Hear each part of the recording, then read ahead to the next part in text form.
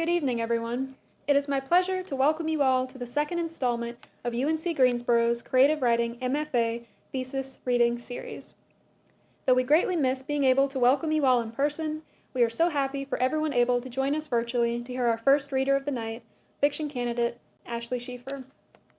I was so happy when it worked out that I would be introducing Ashlee, because I thought to myself, it's so easy to make her sound good, with all that she's done and who she is.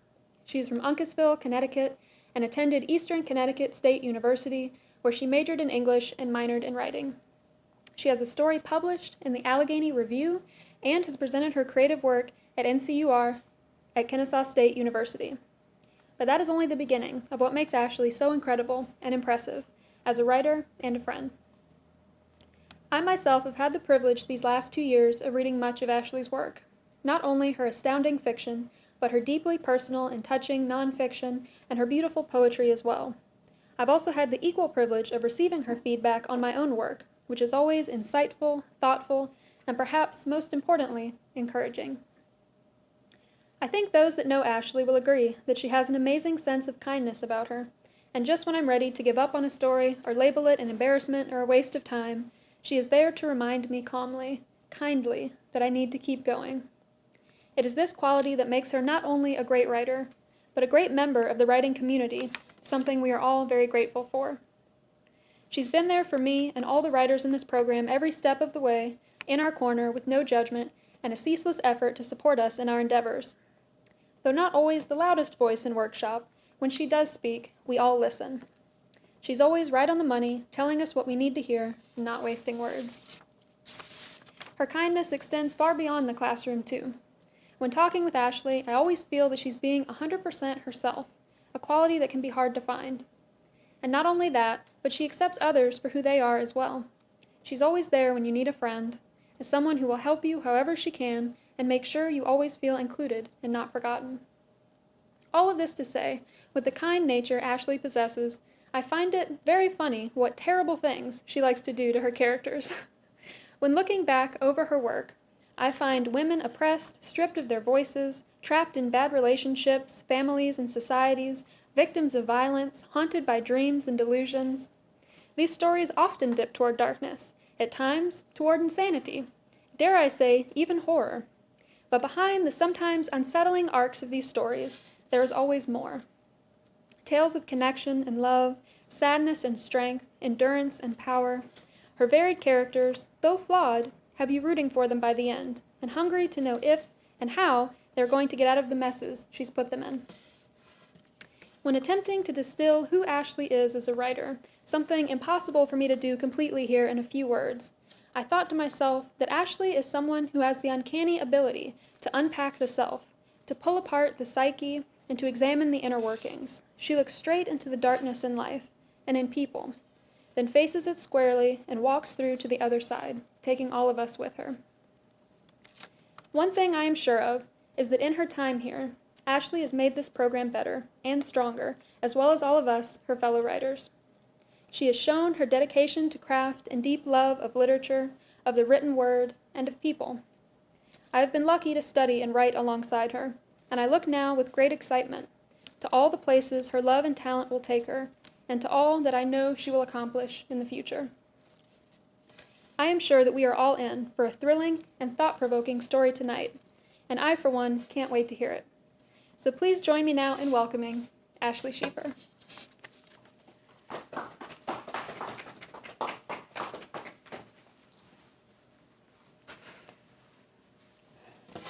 Thank you so much, Courtney. That really was a wonderful introduction. I'd also like to thank Michael Springer for being our MFA tech wizard and making these virtual readings a possibility. Terry Kennedy and Jesse Van Reenen for all the hard work you put into running this program and for giving me the opportunity to be a part of it. I'd like to thank Joe Dunn for coming as my guest this evening and helping me find the perfect reading outfit. And of course, thank you to everyone tuning in tonight to spend your evening with us. During my time at UNCG, there have been many people I'm so fortunate to have been given the chance to work with, who have helped me grow as both a writer and a person, and I'd like to thank each of you.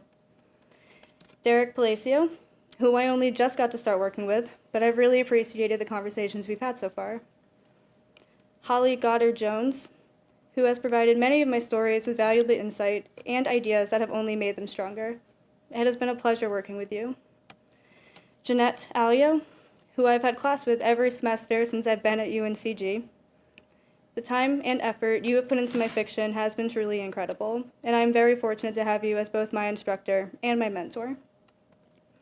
To the first-year fiction writers, you guys are such a fun and talented group of people, and it was wonderful getting to experience a workshop with all of you. And finally, my cohort of writers, who I am so grateful to have become such close friends with. You experienced all the weird stuff I like to write about, and instead of being put off by it, you helped me make it weirder, which is exactly the kind of support I needed. To finish everything off, I'd like to thank my parents for helping me get to where I am today, and for not discouraging me when I said I wanted to study creative writing. I'd also like to thank my brother, Cody, for continuously having my back through all these years. You are one of the strongest people I know, and I'm grateful we've stayed so close. And last, but certainly not least, I'd like to thank my sister, Haley, for being a reader, and for being far, far smarter than I was at 12 years old. I cannot wait to see what you go on to accomplish in the future. The story I'm reading tonight is not the most accurate representation of my work. And by that, I mean the story is an anomaly. It surprised me more than anything else I've written, and I do not think I would have been capable of writing it when I first came to this program. So, without further ado, this is No Distractions. We moved to a new apartment after deciding that it would be good for me. There was too much to do at the last place, too much to look at. That's why I had an episode. I don't remember having an episode. That's probably because I blacked out, and when I woke up, I was in bed in the guest room, wrists and ankles strapped to the bedposts. You were flailing, you told me. Out of control. I was afraid you'd hurt yourself. I felt so lucky to have you. I knew you would always take care of me. The apartment is on the second floor of an old converted house with wide rectangular windows. We're surrounded by trees, the house set back from the road. Quiet. Quiet will be good for me. No distractions. There is a small garden in front of the house I can see from the window with bright, colorful flowers. Maybe tulips. I'm glad they're tulips, and not roses. Soft, safe. You have to work during the day. I wake up in the morning with you, eat breakfast. Stay out of trouble, you say, before kissing me on the forehead. Your lips are soft against my skin. You're wearing your black pantsuit with a patterned blouse, hair pulled back in a low bun. I'm not sure what trouble you think I can get into, but I don't want to disappoint you. I sit on the couch. I look at the tulips. My phone is on the coffee table in front of the couch, and it vibrates. It's a text from my mother asking how the new apartment is, asking if the new location has helped with my head. I'm not sure how to respond, so I turn back to the window.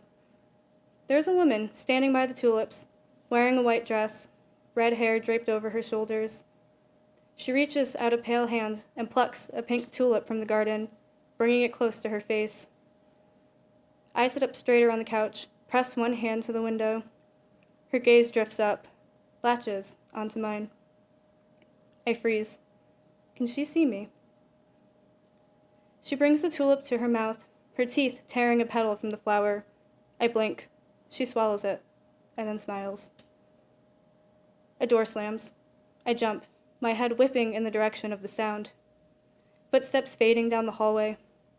My chest is tight, staticky. I take a deep breath and turn back to the window, but the garden is empty, the tulips undisturbed. When you come home from work, I ask how your day was. Fine, always fine, bit stressful. I say I'm sorry, because I know you do this for me. How can I help?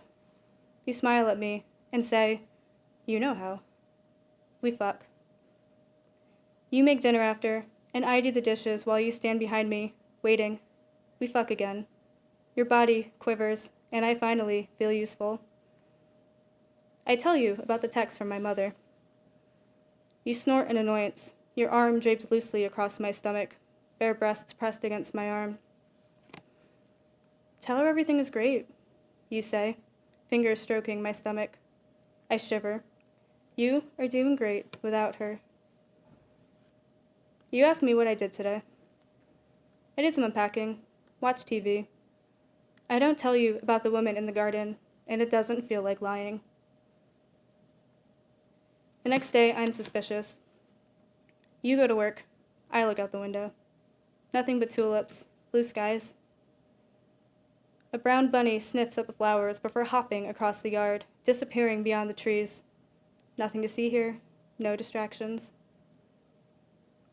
I decide to continue unpacking and reach for a box labeled photographs, but not photographs of family.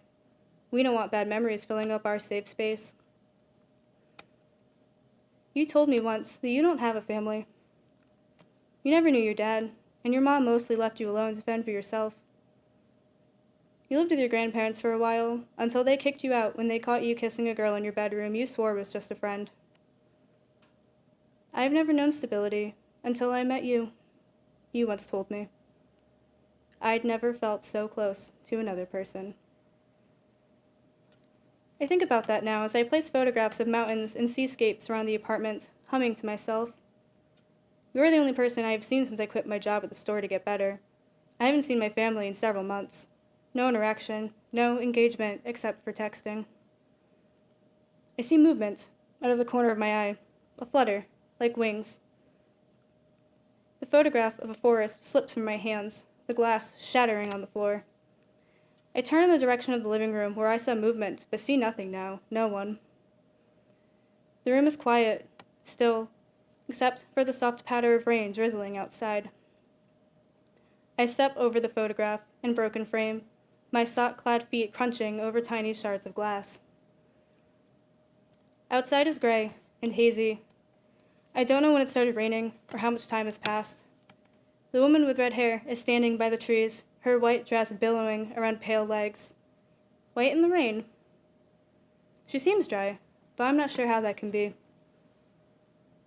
Her hand grazes over one of the tree trunks as she stares into the woods. She is unmoving. I wonder if she's lost something. And then her fist pounds the tree, again and again. She pounds it with both fists, scratches at the bark. I clench my own fist as I imagine bloody and broken nails hanging from scratched fingertips. She turns, looks up at my window, opens her mouth as if to scream. I duck, realizing I don't want her to see me, don't want her to know I'm here alone. Thunder cracks against the sky, the house shaking. I slide to the floor, hands over my ears, tears stinging my eyes. Rain pounds against the windows, the roof. I want it to go away, make it go away. You gently shake me awake when you get home. Ask me what happened. I fell asleep on the floor next to the couch. There is a broken frame and glass all over the bedroom floor. The storm, I say, and immediately push up from the floor to look out the window. The rain has stopped. There is no one outside. What storm? You ask. It rained earlier, but there was no thunder, no lightning. It's barely wet, except for some watermarks on the gravel in the parking lot. The storm in my head. Did I have another episode? You tell me to sit on the couch and get me a glass of water. Tell me I'll feel better after I eat something. You disappear into the kitchen, and I can hear the clatter of pans, the squeak of cabinet doors. I sip the water, my back to the window. I'm afraid to look. Sometimes she's there, sometimes she's not. I want to look at the soft colors of the tulips, but I don't want to see her again. If I don't see her, maybe she won't appear. Maybe it's all in my head. I want to ask you if you've seen her too, but I'm too afraid. I can hear you humming to yourself. I set the cup of water on the coffee table and go to the kitchen because I want to be useful. You're standing at the stove, steam curling through the air. It smells like butter and garlic. You're cooking asparagus like my mom used to make it. Can I help with dinner? I ask, like I used to ask my mom. She'd always say no. You turn quickly, seem surprised to see me standing there. There is a box of rice on the counter, a few chicken breasts, a pill bottle with no label. You follow my gaze. Migraine medicine, you say. You know I get those sometimes. I nod, but it feels mechanical. You've probably told me, but I don't remember right now. The storm in my head. I always lose a bit of memory when I have an episode. I leave you alone in the kitchen and watch TV. After dinner, we fuck. Again and again. My body feels numb. After you finish, you lay your head on my sweaty abdomen, your body warm against me. Warm and safe. Your hair is soft against my bare skin. Soft like the petals on a tulip. I don't wake up until afternoon the next day. When I open my eyes, I look at the clock on the nightstand next to the bed, and then I pick it up and bring it closer to my eyes because I can't believe what time I'm seeing. I scramble out of bed, get dressed, make toast. My head feels heavy, but also empty, foggy. I wonder if this is how you feel when you're starting to get a migraine. I look in our hallway closet that we use for miscellaneous storage, dig through the kitchen cupboards. There is no unlabeled pill bottle. I open the medicine cabinet in the bathroom, but see nothing except toothpaste, lotion, and some Excedrin, migraine medicine. I stare at the bottle. Why is there Excedrin if you have the prescription? The couch feels so far away as I walk towards the living room. My legs are shaky, dizzy. I feel dizzy, and I collapse onto the couch, massaging my temples. The room starts shrinking, the walls pressing closer and closer. I drag my knees to my chest, push my body as far into the couch cushions as I can. The room can't be shrinking. That's impossible. I squeeze my eyes shut, open them, and the walls are back in place. Everything is quiet except for the pounding in my head, the motion shaking my brain like thunder against a house. A car door slams. I uncurl myself. There's a man outside. The trunk of his car is open and full of brown grocery bags. I prop myself on my knees on the couch. I look at the tulips. They seem vibrant today in the bright sun. I feel myself start to calm down despite the hammering in my skull. A flash of red against white catches my attention, and I look towards the trees. The woman is standing by the tree she pounded and scratched yesterday, except this time she's holding a brown bunny. The bunny hangs limp in her hands, its dark, glassy eyes so still, so empty. The woman looks at my window, smirking. Fear. I am terrified before she sinks her teeth into the soft white underbelly of the bunny, before red blossoms across her white dress and she throws her head back and lets out a horrible laugh, one that vibrates through my head, setting my skull on fire. I pound my fist against the window as the man steps back into view to collect more groceries from his car. He doesn't startle, doesn't look in my direction. My gaze is blurry and thick with tears as I try to open the window but realize it's painted shut. What do I do? Tell me what to do. Stay out of trouble, you said to me. The woman is no longer standing by the woods. I'm not sure where she went. I'm not sure if she was ever there, but the man is still out there, and I think he would want to know. My head's still pounding. I open the door. I run down the hallway, down the stairs. I throw open the door that leads outside and collide with the man, his grocery bags falling to the ground, cans of soup and apples rolling across the porch. He says something to me, and he sounds disgruntled, but I don't hear the words. Go inside, I tell him. You need to go inside. Are you okay, lady? He asks. Go inside, I repeat as I stumble off the porch. I don't know why I do it, but I need to know if she's still out there. Go inside, go inside, go inside. I hear your voice, but you're not here. Go inside. I'm in the parking lot. My gaze is blurry, heavy. I see shades of brown and gray and green. No red. Where is she? I saw her, I mutter, as I drop to my knees. I lay in the rough gravel. I close my eyes. When I wake up, the light is harsh, blinding. I hear beeping, rolling wheels. I'm in a hospital bed. I blink, and I notice you sitting in a chair to the right of my bed. You're in work clothes, and you're not pleased.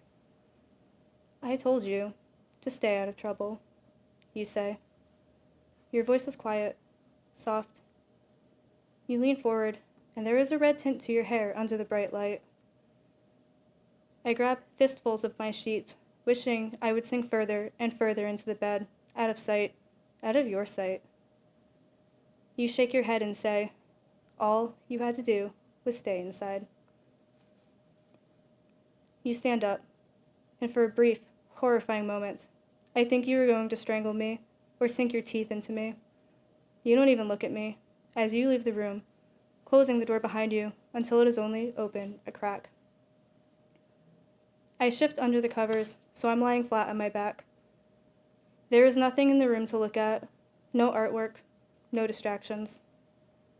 My head feels fuzzy, but it doesn't hurt. There's a needle in my arm connected to a bag of fluid. I itch around it, feeling a slight sting. I push harder. The sting intensifies. I like the way it feels. The pain is real. My eyes drift to the window, taking in the darkening sky, charcoal gray. I can't see the ground at all, or the trees. No cars, no people, just sky, just gray. Safe. Thank you.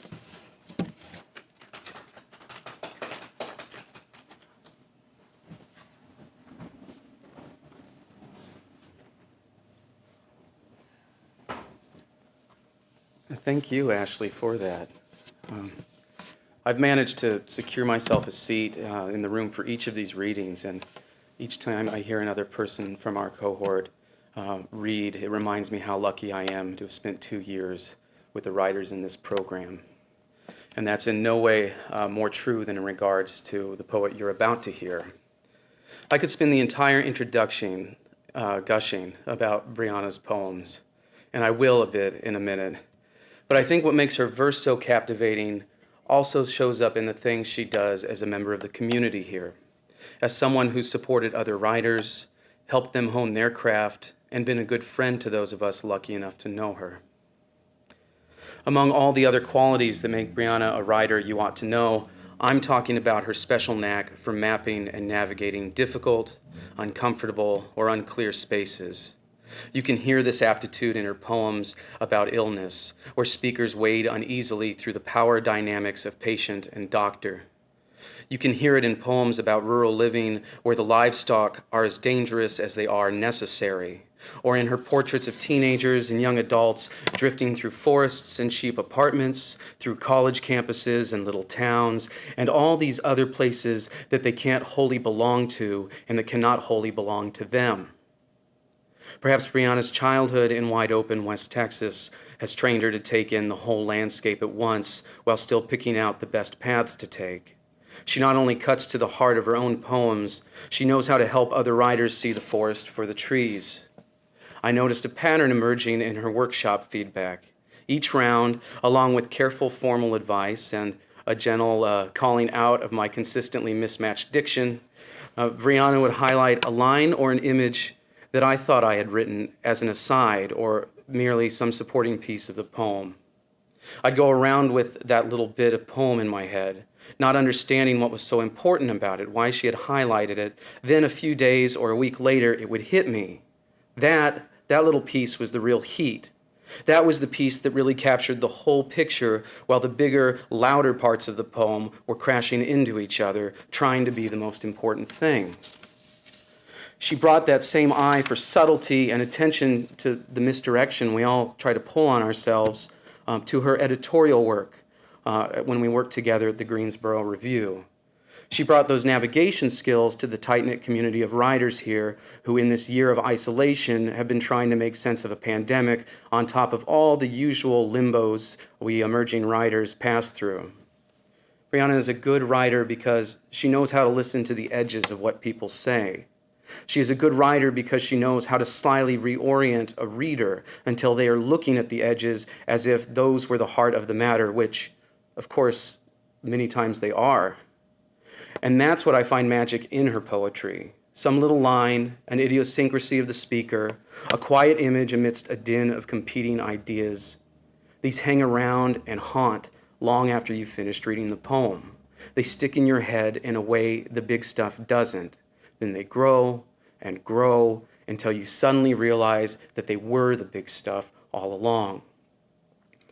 I know we're in for a real treat here. Please join me in welcoming Brianna Azua.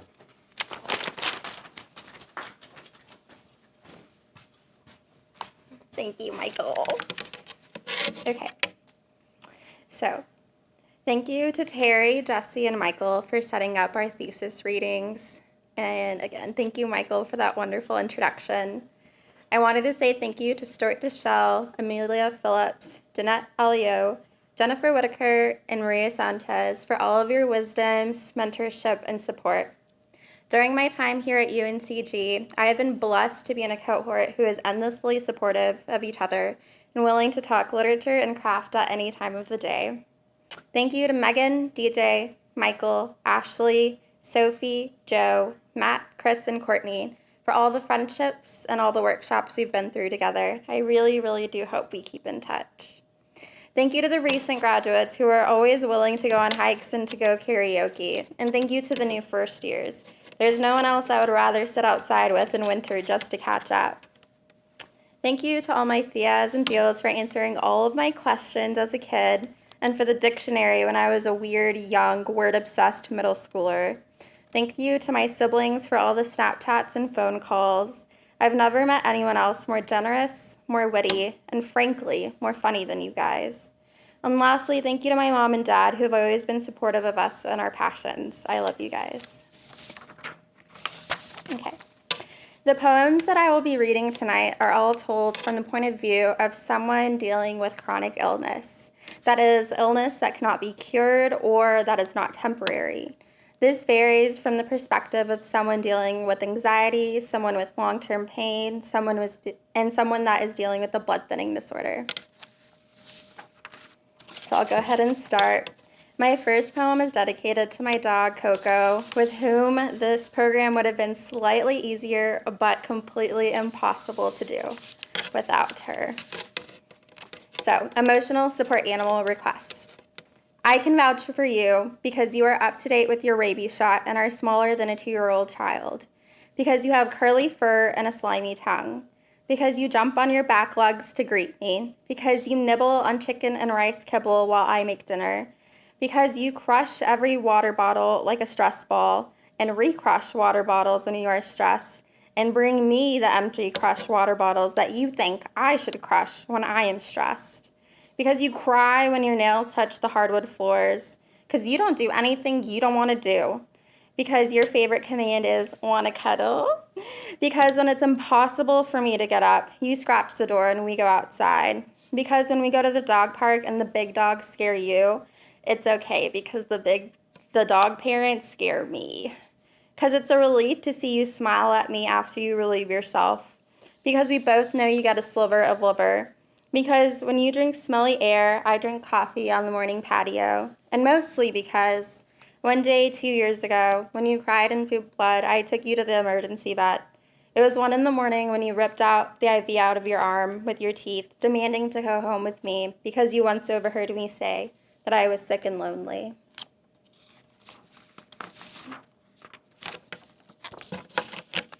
Okay. La Virgen de Guadalupe sits on my bed. She asked me to call her Maria, and if I can paint her nails gold to match her green jacket. She speaks to me in Spanish. I respond in English. She understands it all and speaks to the language of your dreams. I pull out my lap desk, ask for her hand, and begin. I file her nails into perfect half moons over a paper towel. I ask her to go wash her hands to soften the skin, then push back the cuticles and apply polish. A dot in the middle, up, down, left, right, over and over until I'm tongue-tied.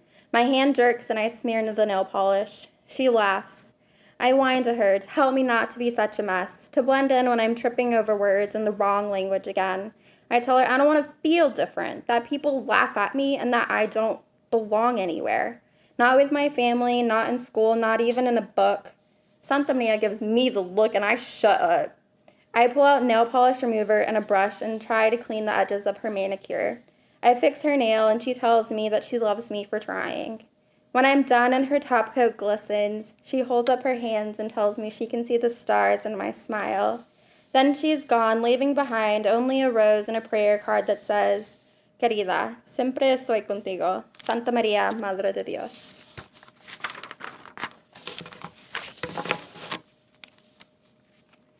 What is it like living with a blood disorder? I have chronic illness, which is not to be confused with the stomach bug that will be gone in a few days, even though sometimes I do have a stomach bug.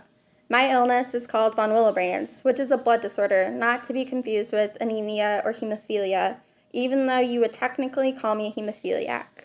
I have a thin blood, which could be confused with a drinking problem, or more specifically, a lack of a drinking problem, which does not mean I'm an uptight wet blanket. Right now, I have a cut on my upper lip unless lunchtime, which is not to be confused with an accommodation or a choice. I have thin blood, which I should stop calling my bloody girl problem around strangers on my way to the bathroom, which should not be confused with exaggeration. I can't afford to drink tonight because I have an illness, because I have exceeded my tampon budget, because I'm building up my bleeding tolerance. People ask me about health insurance, which should not be confused with an all-inclusive vacation, a how-to guide, or even a clue.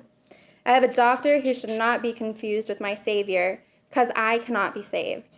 She can only prescribe medication, which should never, ever be confused with for a cure.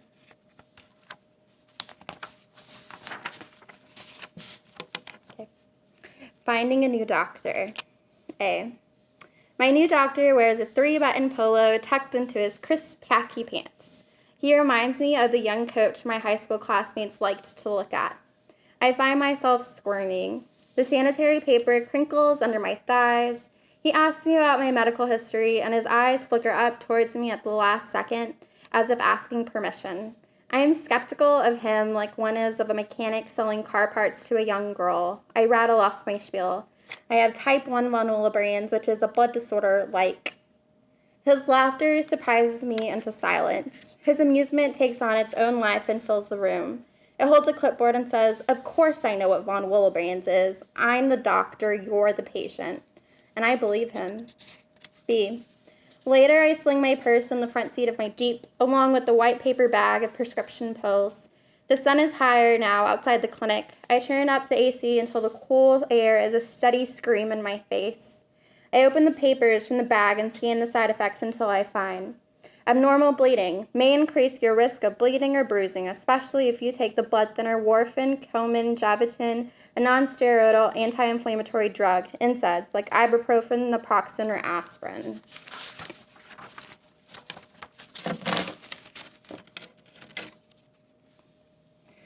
Menorrhagia. As a kid, I was Team Edward, waiting with him for every drop of Bella's blood, waiting for paper cuts and waiting for bloody noses, waiting for her to trip and waiting for her hangnails to drip. I waited for 1,813 pages of him craving her blood before her period was even mentioned, before Bella name-dropped the small blue box of tampons. Somehow, Edward still loved her. As an adult, I have soaked 14 super tampons in one day. Adults shouldn't bleed through their pants at work and shouldn't stain the bed. There is a lifetime of pads hidden in my sleeve and my jackets tied around my waist for when and not if I overbleed. Once a friend asked me if I ever get lonely. If only I could take his hand and run and sprint to a forest with no sun, a forest where I pluck out my tampon to drip cherry juice down my legs and into the moss. Even in my dreams, we still have to go to the forest. I want to hide in a library tree trunk and pull a book off the shelf. I want to lust with Edward. I don't want to have to drip all over the white page just to see myself. I want blood seeping through my fingertips spread across my skin like body lotion. I want the fluid attracting vampires, mosquitoes, friends, librarians, angry custodians, somebody, anybody. With saran wrap on my forehead. Walking my way home, I look down for every crack on the sidewalk, every wadded gum wrapper, stepping over pennies, mostly toes up. The ground catches me with every slap of heels along the pavement, and I worry about the words I left at work. I walk over a patch of grass, over an ant colony. My shoe hits the corner of a fallen sunflower, fallen from the overgrown bush. I step past the gas station driveway, over the water trailing onto the street. from the self-service car wash. A strong gust of wind blows trees to swirl around the people lining up at the bus stop. I worry I will forget to look at.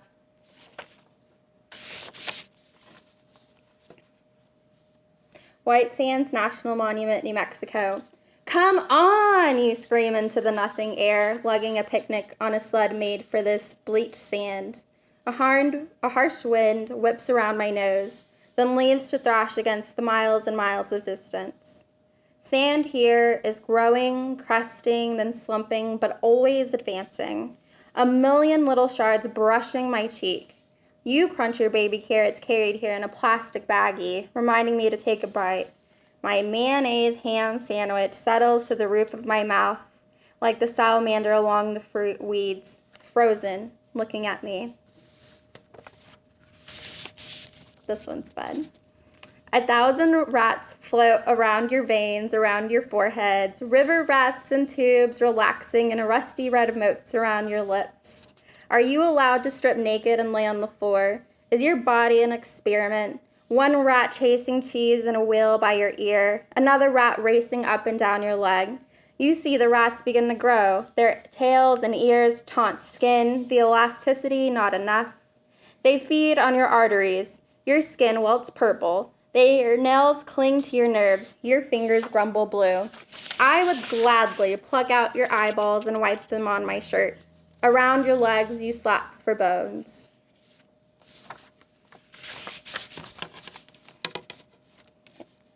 Invisible illness. I wake up to blood. I dream blood. I drip blood. I stain blood. I surf on blood. I cook blood. I walk around the blood.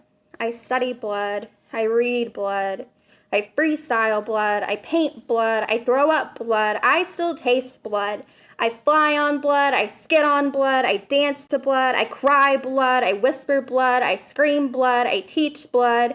I hide blood. I karate chop blood. I strike blood. I life blood. I yearn for blood.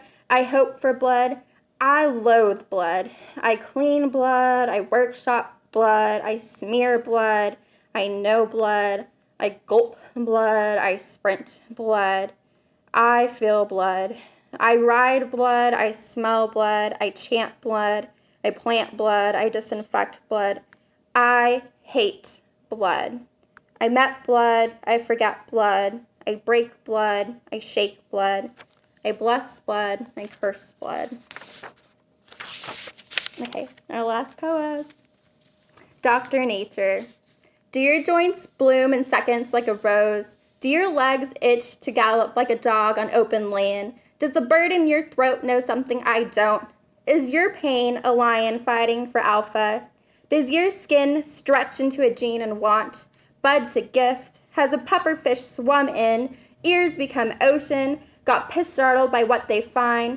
Do your thoughts chitter-chatter like chipmunks, or are they for everything and nothing? Your body the most dramatic archway in the forest? Has an egg plopped itself in your forehead? Every grain of wilderness sand at night? Has a sunbeam graced your skin, goddess supreme? Have your organs liquidated into attitude today? Are you feeling today? No, are you really feeling today? To be flown away by a bangle of bumblebees, waves washing over? Do your eyes? No. Does your mouth? No. Fingertips? No. When you stand, do you see existence?